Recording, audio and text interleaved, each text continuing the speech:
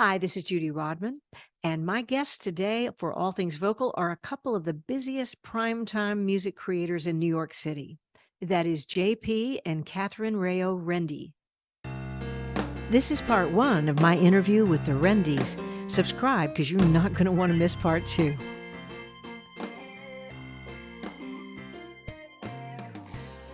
Kat and JP grew up in New York. They met at SUNY Purchase College, where they graduated with degrees in musical composition and music production. Kat was an artist herself and had been studying jazz and recording with legendary songwriters Carole King, Sturkin and Rogers, and Paul Williams. She worked singing backup for Alicia Keys, Kesha, My Chemical Romance, The Tonight Show starring Jimmy Fallon, and Late Night with Seth Meyers. She also was pitching pop and R&B songs and doing vocal production for pop artists like Joss Stone. JP was in a punk band and had a publishing deal developing artists of his own. JP and Kat ended up marrying their musical styles and each other, and in 2008, they started their career together writing for Sesame Street. Since then, they've been composing for shows and artists, vocal producing artists and actors, and producing music and underscore, making a career doing what they love. Their goal is to bring legit, radio-ready music to kids of all ages, especially their two little ones, Ella and Ben. So, welcome to All Things Vocal, JP and Kathryn Raio-Rende. Hi, thank you for having us. It's awesome. Okay, well, listen, it's amazing your career so far, and you're just getting started. You're in New York. You obviously have found some very special compatibility with each other. Do you guys remember the first music that you made together? Yes. Oh Was my it in a gosh. practice room or a studio or like campus studio or something? What was it? Oh my gosh. I know. All right, can I take this one? Yeah. All right, so we met in Purchase Conservatory Music, and Kat was known as like the most amazing singer on campus.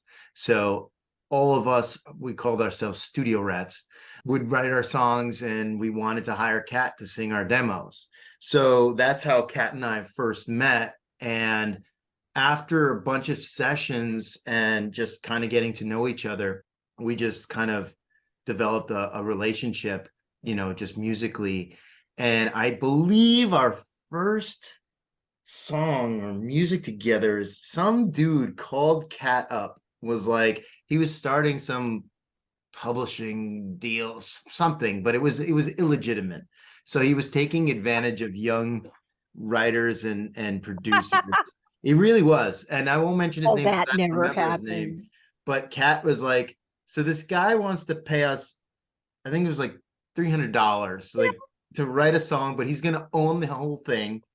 And do you want to do it with me? Now we're in college and we're like, $300, okay. Awesome. And I think, what was it, middle-aged dancing queen? Dancing queen. They told us that's what they wanted. It was about a stay-at-home mom, was like kind of sick of just doing dishes and stuff and wanted to go back to her dancing roots. So they were like, we need a song called that. And I think that was our first one, right, Kat? That was the first song that we collaborated on for sure. Yeah. And it went from there. Yeah, all up from there. Yeah. It wasn't a hit. I just want to say it wasn't a hit. It never went to top 40. No. Well, and then you went from there to now having a full service music production company called Earworm Music. Oh, I love that. Earworm. Oh, yeah. Tell me a little bit about the history of how you guys started that. Like what came first and how did it morph into this production company you've got? Yeah. When we started writing together, we were also writing with other people. And we found that our best work was with one another. And so we kept going. And when we found that a song came to me for Sesame Street, it was our first song ever. I had met the person who was playing Elmo at the time. And he called me to do this song for a toy. And this person, Kevin, was so like you would talk to him, meet him, and then like a week later he would give you something that you're like, do I even deserve this? Because we were so young at the time. But he's like, you're the right person for the job. So he gave us this toy called Tickle Hands. It was a set of vibrating furry red rubber gloves that was being made off the heels of Tickle Me Elmo. Tickle Yeah. Me Tickle Me Elmo. Yeah. And we wrote a crazy song for that. And then all of a sudden we were getting calls to go on the show. That was in 2008. And after that, we were like, wow, we had been writing jingles as well at the time because we like nerdy music. And we found that like, we find this like love for not only like custom music, but music that was putting silly lyrics where pop songs should go. And that was the most fun ever. Not only because it removed the constraints of writing pop music, but also because like it felt like it had a place, especially doing, jingles, not so much because they are to sell a product, but like doing kids music, it's like, oh, well, you have like a place in this world. And Yeah. that's so nice because you feel like you're doing it for a reason. I know what you mean. When I was doing jingles, I felt for a while after doing them for about 7 years and part of a staff group, it felt like I'm selling stuff I've never used. And I'm just like, why am I doing this? It wasn't, I know exactly what you mean. Yeah. You know what? I don't know if you felt like this, but I was like, I'm doing jingles for American Doll. Is somebody going to send me a doll? Like, when are they going to send me the doll? Or like, if, you're doing Goldfish crackers, like, is somebody going to send me, or actually I did a Mercedes and a Mercedes commercial and a Lexus commercial. And everybody I knew was like, do you get one? And I'm like, I don't know if you know the way that they value the sing. Like, of course they love the singers, but like nobody's getting a Mercedes off of this. And you can get really silly about it. Remember one time we were doing a jingle for a funeral home. And at the end of it, one of us would be the voiceover person. We'd tag it with something. And so after we did that, one of our singers in the group said, hey, one more. Okay. And then he got up to the mic and he went, da-da-da, funeral home. We'll be the last to let you down. Oh, that's awesome. Fantastic slogan. It really is. So then anyway, so JP and I, like, we were working on all this stuff. And finally, having two separate companies, we were like, all right, we're together romantically. And, it's more of like it's almost an ego thing where you're like, oh, okay, if we do this, there's no going back from this, right? This partnership. But it's been so worth it because not only have we gotten to do all this great music together, but we still collaborate with other people. We collaborate with P.T. Walkley, who's done Blues Clues and You, and Gabby's Dollhouse. He's just an amazing composer. Yeah. And Alana Dafonseca, who we've done Princess Power on Netflix with. So we still get to collaborate with other people, but like we get to have this very efficient music house where we pass things back and forth with one another and put out a great product that we can both review before it goes out. Yeah. And the last thing that's so great about our company, another thing rather, is that we get to bring in new talent. So we have a lot of people that have come to work for us that are younger and starting their own careers out. And so sometimes we have them on the underscore part of our company. Oh, cool. It's like a passion project of mine is giving back to young composers, especially because I remember when we were first coming up, there were some mentors along the way, but maybe more for Kat than for me. Everybody that I would meet that was doing something in the industry, it was almost like they were gatekeepers in some sort of way where it was like, oh yeah, man, just, use your ears. And, and I didn't want that. And even when we went to school, it seemed to be kind of a DIY kind of industry. So as we grew as a company, I wanted to hire young kids out of school, first as an internship, and then of course the ones that after a while showed real promise, we just hired and they've been fantastic. And we really want to be the mentor for them that we didn't have. Yeah. I wish to God I had some more mentoring, in my earlier career, because I made a lot of mistakes and cost myself a whole lot. And so I think the industry is kind of oddly moving towards more of a community feeling, because there's no norm anymore. It's like, well, so it's never been done. Okay, well, cool. That's unique then. Let me try that. My goal for what I do is mentoring other people so they don't have to make the mistakes I did. Yeah, And then, the cool thing is it makes us more valuable in the world if we're part of the flow of creators that we help along the way. absolutely. Yeah. Absolutely. And I think I was going to say that when we were going to school, it was the very, very beginning. It was like the early 2000s of like people having home recording studios. And so you could only really make good music if you had paid for the singers to sing your stuff, paid for the session players. There wasn't as many great instruments, synths and virtual instruments that there are. And because of the fact that it's more affordable, there's way more content, right? And also the streaming platforms, there's so much more content, so there's so much more stuff to be sung on. But conversely, there's so little money for each of these projects that it seems that we are all, of course, we're all going to do the things that we're passionate about regardless of the money. Like, I'll do it. Yes, I'll do it. Yes, I'll do it. Yes, I'll do it, because we love it, like you said earlier. So we want to make the content. There's a lot more content. So of course, it's like we find that like there's going to be projects for everyone. So you might as well foster that collaboration that we didn't really have so much in the past. Not to mention the millennial mentality, which is like, you got to get to the top and you have to do everything it takes. But it's changing in a really nice way. Yeah. And back to what you were talking about with the studio situation, the gear situation. I mean, I never wanted to be an engineer. I just wanted to do what I did. But Yeah. after the pandemic, during the pandemic, we all were kind of on a need to know basis and needed to know a little bit more than we did before. But back when I first put my first vocal coaching product together, which was a 6 CD, if you remember those, thing called Power, Path, and Performance, to do that thing cost $13,000 because I kept wanting to get it right. I kept wanting to redo it. So I did it in the studio so it would be top quality. Well, now I can do it here for free. Yeah. And a recording a setup for, a beginning producer will cost $200 for that tiny keyboard, $150 for the USB or I think it's still USB, a condenser mic, and $200 for a cheap computer. So, $1,000 and you are good. Yeah.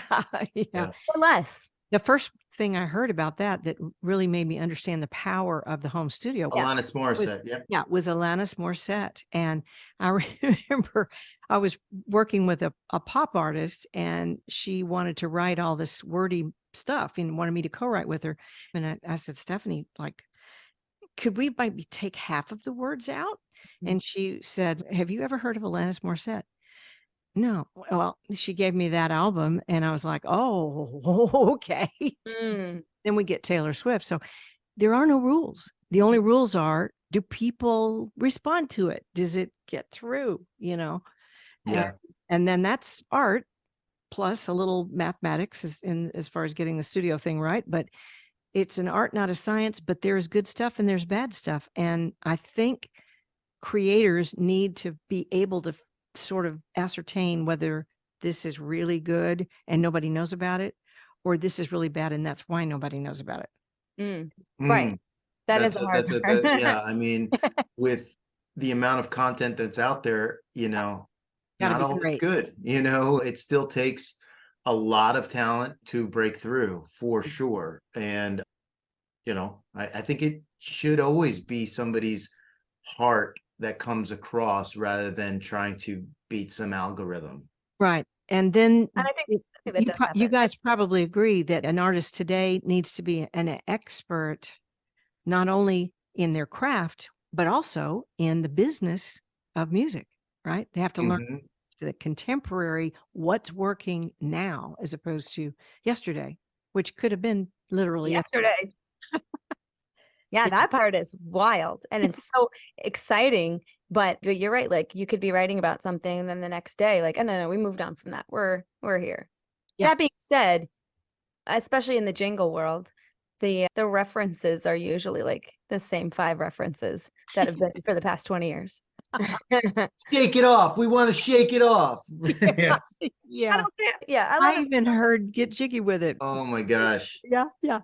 Do you guys do this? Because I do, and I bet you do too. When I am writing, it's very important for me to know who exactly I'm talking to, the one heart that I'm talking to, so I can know how I want them to respond.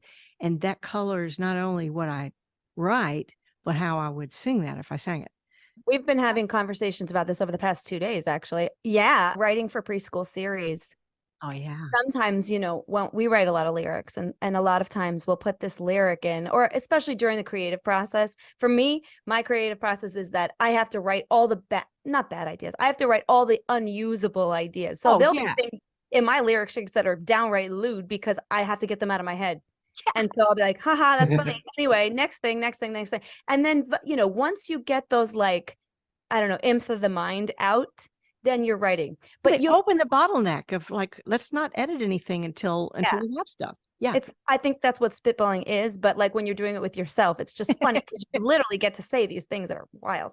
But anyway, each time we write a joke or something that's supposed to be comedy, we say, okay, my 4-year-old, my 3-year-old, my 1-year-old who's watching this, not mine, but like the 4-year-old or 3-year-old that's watching this, are they going to know that's funny? Are Yeah. they going to know the meme? Especially like when you're subverting comedy or you're subverting like idioms or things like that. Like if you write salt of the earth, they don't know what that means. I barely know what that means because it was before my time. And so the comedy has to be like, will a 5-year-old, will a 3 to 5-year-old understand this? And that's a big deal. And that also goes for music, because if you're quoting something that already exists, are you quoting something that will be funny or relate or be emotional for them? And the other thing that we were talking about is for our more serious, especially with Sesame Street, for our more serious productions, when your listener is listening to something that's about something very serious like divorce or gun violence or the pandemic, are you lyrically, they wouldn't understand if you wrote about that. And also, like, it's too emotional, I think, for a child to be able to absorb something. If you're saying something like, there's a bad disease that might kill everybody, you can't say that. So what you have to do is you have to tap into production, in instrumentation, in the mix, in all of the instrumental part. You have to tap into and deliver them this empathetic emotion. That's why you're putting this song out here. I understand your feelings and I'm going to write about them, but I can't do it lyrically. You have to channel a little Mr. Rogers, don't you? Yeah. Oh, Yeah. my favorite. So much. My favorite of all time. There's a series that we work on right now that reminds both of us of Mr. Rogers a lot. It's Tab Time on YouTube Kids. Tabitha Brown, who's a fantastic personality and internet celebrity of her own right, and she's all over Target right now. She's such an amazing person, and she really does have that like Mr. Rogers spirit. And the music that we wrote for her show, because she's so in tune with kids and emotions, is very much like that. Like there are episodes for her about loss and wow. JP, what was that episode that you were scoring the other day? Yeah, it's going to be coming out. So it's ultimately about death and the death of a loved one, but in such a beautiful way where one of the characters' best friends, which is a sunflower, the sunflower dies. So it's not as heavy as a parent or grandparent, but it's just as emotional. Might If help them you have a process. young child and they pick a flower and then the next day they notice that the flower is dead, they're going to be sad. But if you read through the lines, it's really about death of a loved one and remembering all the good things. And within the episode, Tabitha talks about the loss of her own mom and how when she feels that, she wants to remember, she puts her hand to her heart and just remembers all the good things. So it's a really beautiful show that I don't think a lot of people know about, but Kat and I are both really, really proud to have worked on it. We did all the songs and the scoring, and it's just a wonderful, wonderful show, and it has the heart of Mr. Rogers' Neighborhood. And they bring like major celebrities into it too. They brought Terry Crews was one of the people, right, Jay? Hmm. And who are some of the other people? I can't think. Cynthia Oh my Erivo God, yes. was so good. Oh my goodness. I think Tay Diggs was there. I don't know. It's a great show. So anybody, even if you don't have young kids, you should check it out. It is on YouTube Originals. You can Google it. And Tabitha Brown is just a beautiful soul. Show is called again Tab Time. Tab Time. Okay. Well, Come you on. guys have worked on like extensive body of work so far. Nickelodeon, Fisher Price, Barbie, PBS Kids, Cinemax, Mattel, Kids Bop, HBO, My Little Pony, Disney, Hasbro, Warner Music Group, Play School, and NBC Universal. I just would probably have a shorter list of stuff that you didn't do. So one thing that I'm so amazed at, you won an Emmy for an outstanding original song, Friends with the Penguin, again for Sesame Street. Tell us about creating that song, which of course now I can't get out of my head. Well, all right. So Billy Porter is one of my other favorite singers. Billy Porter and Cynthia Erivo were probably on my top 10. Along with of course, Freddie Mercury and all the other greats. So I've loved him for a very long time. When we got this song, and this goes for all celebrity songs, because another thing about kids' music is you really have to be right. You can't be inauthentic when it comes to like making something for someone that if you know their work, you know, or as a parent who's listening to the song, if you know his work, you better do it right. Yeah. And also so that when they sing it with conviction instead of, I don't really know anybody who hasn't put their heart into it, but I know it happens. So when we got this song in, we were like, oh my God, this is like my dream, right? And this is another one of those songs that are lyrically very simple to the point where you're like, this is a song about being friends. What is this? But what it really is, in the video, Billy was dressed in his Met Gala gown. And it's really a song that's like, hey, kid, if you see a kid who's not like you at all, maybe they are, you know, just somebody that's completely not like you, how do you connect with them? Well, all you have to do is say hi. And that song, that message has come up so many times, which is great, in Sesame Street. And they're just saying like, hey, all you have to do literally is say hi and ask them if they want to play. And so Sesame Street did this so well with Friends with the Penguin. So when those two things came together, I was like, we need to do this right. So I wrote in a way that I knew he would want to sing it. I know as a singer, when you write me, you know, a melody that like I want to sink my teeth into, like I'm going for it. Yeah. You know, whereas if you write something that's not really for me, it will be night and day. Of course, he wrote Love is on the way. I mean, he sang that song, and and we wrote a high note for him that he just, oh God, he did so well. He did so well. And Leslie Carrera Rudolph, who plays Abby, was in the session with him, in the recording session with him. And she's like, in recording the video part of it, but she said to me, he went to his studio and he took the time to like record it right.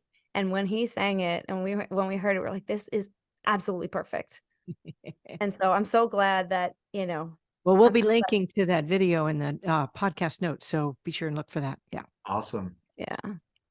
Okay. So, you know, my husband and I have been doing music together for decades as well. We met in a cover band, and then he was playing the drums for the jingle company that I was singing for. So we have a similar kind of background with this, and you have to carve out family time. Do you do this? Do you carve out family time where nobody's allowed to mention music? You know, yes. And it's so funny that you say that, because it's more Kat than me, but we have our studios down here. We're in the basement of our home, and I know this isn't a visual podcast, but Kat's It will be. Yeah, it'll be on YouTube. Oh, Kat's in her room and I'm in my room. We are about 20 or 30 feet away from each other, but we do not work in the same room because we value our marriage. You know. But yeah, there's been many times, especially with juggling life and the kids, when we go upstairs, and if I have to tell Kat something about, you know, a project that's coming in, or I have this idea for changing a bridge or something, there's been many times when she's like, no, No, I'm that part of my brain is shut off right now. And for my sanity, it has to be a no music zone. You know, part of our process is we're co-writers on the music. And it used to be where then I would go and just produce and then she'd sing, but now Kat's producing her own and she's killing it. She's getting quite good. You know, but sometimes I'll be like, oh my God, hey Kat, so can you just go down real quick and just re-sing that part? And she's like, no, it's after hours and I just have to have my time. And I respect that. I really do. We need separation of church and state. But I do. It's not from one another. It's just like, I'm a very social person and working from home is not my ideal work situation. And so to be able to do it, I need to feel like I'm going somewhere. And I'm so grateful now that the past 2 places we've lived that we get to go downstairs to do it, because there was, when I very first started out, yeah, I was in my bedroom and that was a terrible, weirdly, very negative mental space to be in. And I know it's just like, it shouldn't be, but it just. Oh, it is. Yeah. And plus, I do think creatives need a well-rounded, not only life, but friend pool. Like I want friends that have nothing to do with music, that I can celebrate what they're doing with them, because it gets us out of kind of a blinder sort of look at life. I think it's like travel, you know, it enriches your life and it enriches the music. We always bring the music with us. We are who we are. But my husband and I know when it gets to be 7 o'clock, if I'm not away from this computer, he comes in and pokes me in the back. Yeah. I love that. Well, you know, it's funny. Cara Diaguardi, some people call it Diaguardia, but there's no A there. But anyway, I met her once and I remember this is when I still had my publishing deal with Denise Rich and we were at some event and I met her and her advice to me was live a lot. That's all she said was live a lot. And it's like going back to what you were saying about traveling and getting different perspectives. That's how you write good music. You can't write it in a bubble. You just can't. Yeah. Right. Exactly. And I think it's mentally helpful, especially, and if you've got kids, you know, you have to. I remember when we'd be driving and maybe I'd be doing a vocal warm up before a performance or something like that when my son was young. Or I'd be singing, I'd be, you know, trying to rehearse a song or something like that in the car. And he would go, Mommy, can you stop singing? And it was because it was stealing from his time. My attention was not on him. And, you know. Do you and your husband work well together in the same room when you're collaborating? Well, most of the time, of course, I'm in the singing booth and he's in the studio in the drum booth. He got a rotator cuff injury. He can't play anymore. Oh God. He's really retired, but we did one last album before it was all said and done. And it was in 2015, I think it was. And we, for the first time, you know, he was on the road with me as my drummer when I was an artist. He and I did the jingle thing together. We were in the cover band together. That's where we met. So we'd been making music together in performance and studio stuff for a long, long time. We'd never really written together. So we, for the first time, wrote together. And we wrote this album, except for one that I co-wrote with another New York girl, Cassandra Kubinski. But the rest of them are things that John and I wrote. And it's like one of my most fulfilling albums. We chose not to promote it because I've already been on the bus and I don't want to do that, you know. But we made our hearts happy with it. And we had a lot of really great response from the industry in Nashville. The reviews and the showcases and stuff like that. We had great response. We didn't push it, but dang, one of the songs ended up in The Expanse. You know, you just never know where these, and one of the other songs that Cassandra and I wrote are going to end up in this musical that I'm working on. Yeah. So you never know when you do excellent work. Let me talk to you guys about how you feel about these two words, excellence versus perfection. JP, you should talk about that. You know, that's a really interesting kind of conundrum because excellence is what we all strive for as artists, but perfection can really cloud that. And sometimes imperfections is what makes music. Oh my gosh. And it really takes a lot of discipline to know when you're being a perfectionist and when you need to just just chill. And actually recently, Kat and I have had to have some discussions because sometimes we'll get in tunnel vision and we'll just be like, okay, I really want this lyric to work, but it's not going to work in the overall scheme of the project. And you kind of got to be like, okay, let's do what's best for the song, and we'll save this lyric or this part of the song for something else. So I think that it's a constant kind of practice to be mindful when you're being a perfectionist, because I think perfection is what kills art.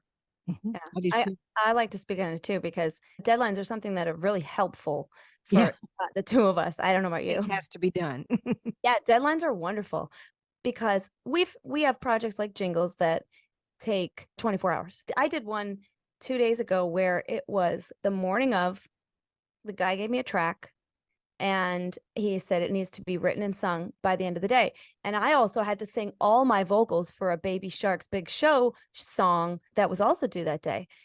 And, you know, it's one of the most like exciting things, because like flying by the seat of your pants means that only the most, not obvious, because that's a terrible way to say it, the first idea that comes to your head has to be the one that works.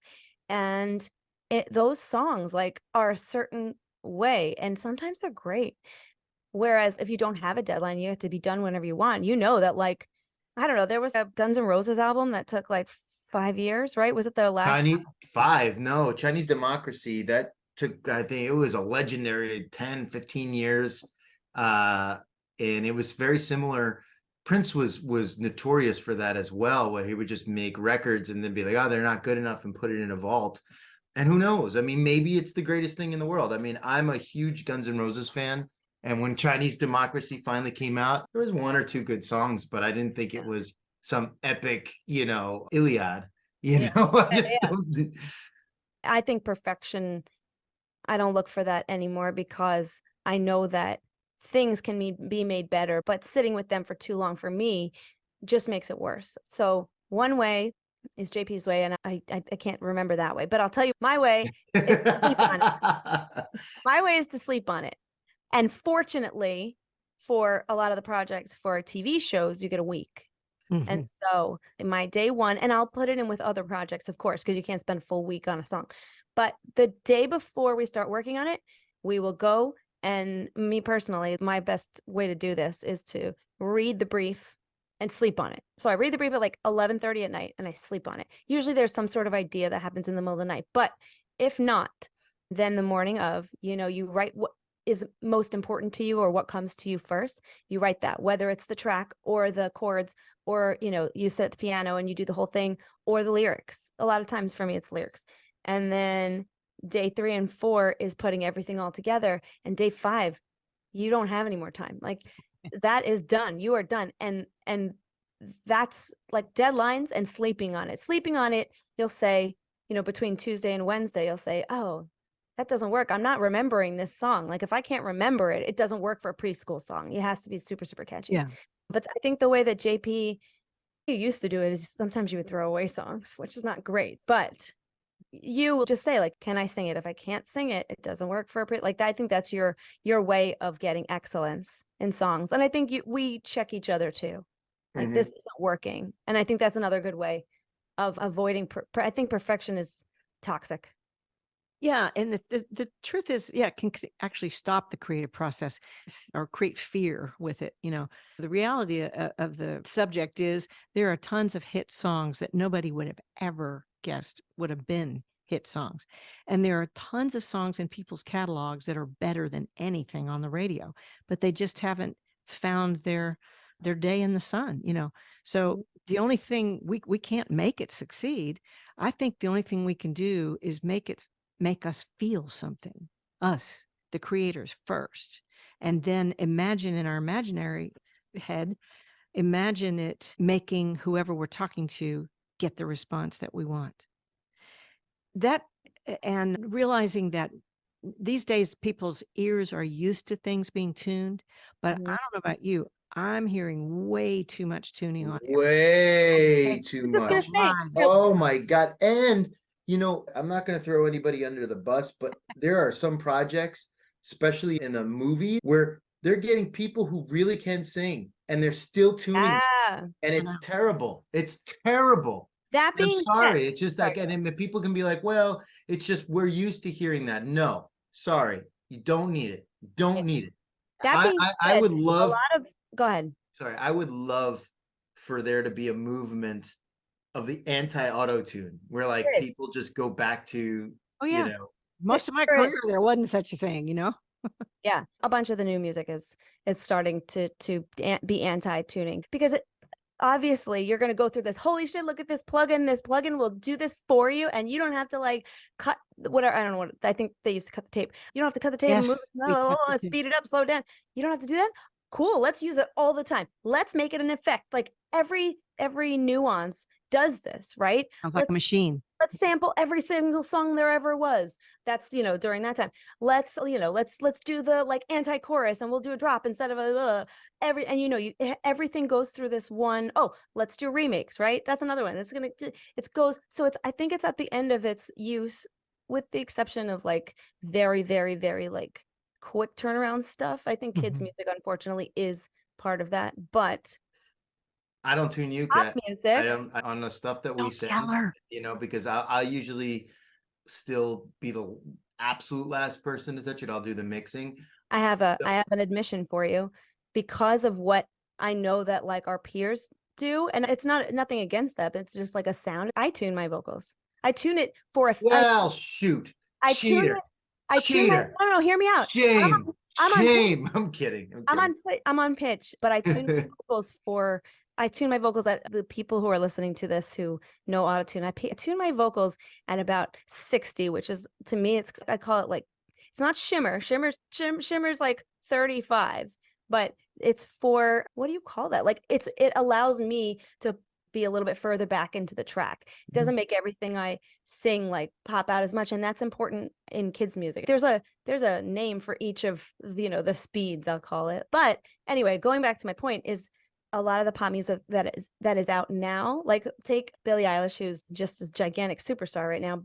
She's got music that she tunes at 30, which is a very, very sparkly, when she wants to be sparkly. And then when she does, Taylor Swift too, like when she doesn't, you'll hear the like quarter tones in her voice, because she's using it for. And Jacob Collier, who is like a gigantic, like mega musical genius, does it with his own voice. He'll put his voice out of tune to make the listener a little bit uncomfortable, and you do it on purpose. And he'll like put his harmonies up a quarter tone too, like just to hear that sound and make you feel something that's so subtle you don't know what it is. Oh, yeah. And it's really nice. I like that So people. wait, are you saying that my voice, I can make somebody feel something?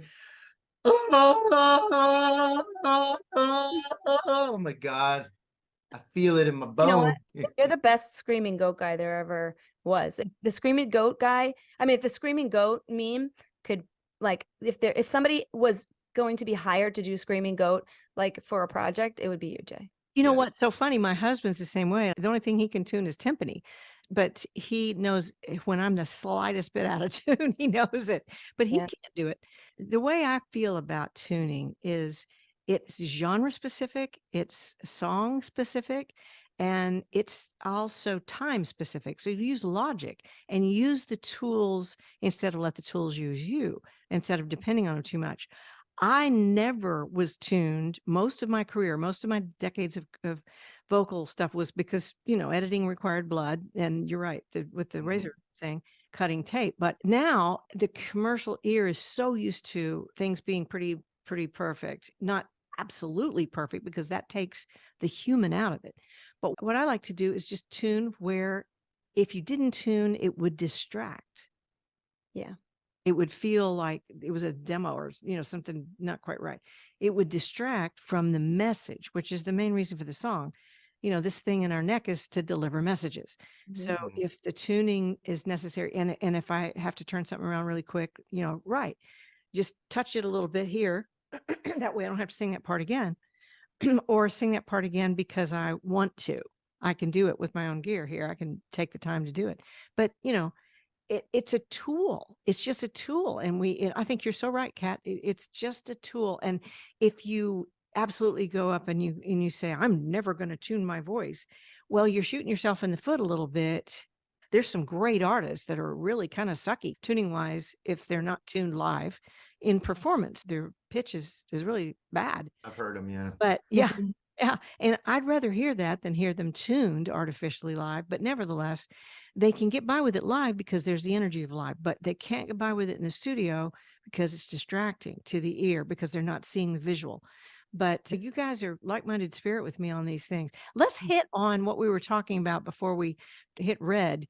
And that is what singers that you work with and you are required to know how to do when you're in the session, like read charts. And you were talking about how you come to Nashville to do some things too. And you got exposed to the Nashville number system, right? Oh, And yeah. yeah. I know people in other cities look down on the number system because it's like, well, just people that can't read music. Well, no, it's a shortcut and it's a shortcut that you can use the same chart and transpose and just look at the same chart, too. Plus you can do it on the spur of the moment and you can write the numbers as chords or you can write the numbers of the melody, right? So Kat, talk about that, how you discovered the number system. National numbers. Oh my God. When I first started doing demos for artists, singing demos for songwriters, the very first time I started, before I created my shorthand, I had spent 5 hours and I was absolutely like, my brain was mush. And I physically felt like there have been times when, at the end where like, we have to take a break. I can't be here anymore or else I will literally, I'm a fainter and I thought that I would faint. And so I said, I have to fix this. I need to be able to learn this song quicker because also the other thing is that I had a couple of clients who would change their melodies each time I listened to them. So I'm like, I need to write this down so I know exactly. And I could be like, no, that was not the melody that you wanted, So, and this was when I was in studio with the songwriter live. This doesn't happen anymore at all. And so I would, what I thought was my own system. I was like, oh, okay, here's the 1, 2, 3, 4, 5, 6, 7, 8. Okay. Or if it's, minor 3, I would, put the flat, whatever. And I would write the number of the scale. And I was like, this is cool. I would also put a / through things that were anticipated. And I would put a dot over things that were, just because I knew mostly how to read music at the time. So a dot over things that needed to be emphasized. And because you would get lyric sheets, right? And that's all you would get. You wouldn't get. If you're lucky, you got lyric sheets. Yeah. And I was working with this songwriter from Nashville on a song. He's like, those are Nashville numbers. And I was like, what? And he's like, that's how they do it in Nashville. They write the number of the scale. They write their rhythms. Like if it's on the downbeat, you put it right before the word. And if it's off the, if part of the word is anticipated or split bars, I was called. Yeah. Push beat. Yeah. Yeah. Yeah. Then you would just, do that.